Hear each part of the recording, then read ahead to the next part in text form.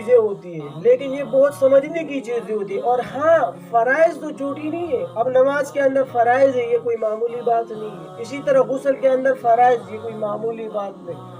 وضو کے اندر کتنے فرائض ہیں، یہ معمولی بات نہیں ہے۔ یہ ہر مسلمان کو، ہر انسان کو یہ آنی چاہیے۔ حدیث میں آپ علیہ السلام نے فرمایا، اتنا علم ہر مرد اور عورت پر فرض ہے کہ وہ حرام حلال جائز ناجائز پاکی اور ناپاکی کو سمجھ سکے۔ اتنا ہر مرد عورت پر فرض ہے۔ عالم بنا فرض نہیں ہے، لیکن یہ مسائل سمجھنا یہ ہر مرد اور عورت پر فرض ہے۔ اب نماز کے اندر کتنے فرض ہیں، غسل کے اندر کتنے فرض ہیں۔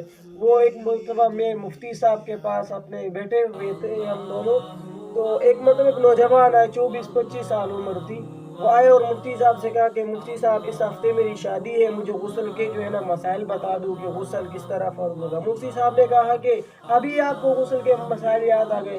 کہنے لگا کہ بھئی شادی ابھی ہے، اس ہفتے میں ہے، تو غسل تو ابھی فرض ہوگا۔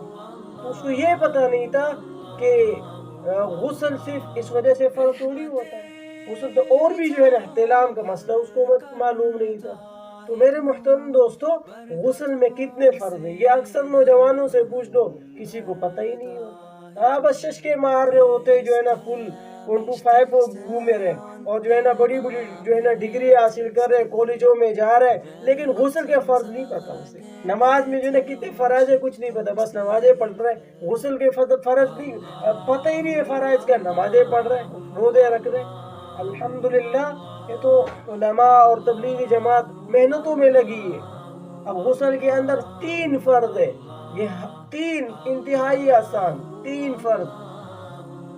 اب وضو میں 4 فرض ہے۔ بعض اوقات نوجوانوں سے پوچھو، اس کو یہ پتہ نہیں ہوتا کہ غسل میں فرض 4 یا وضو میں۔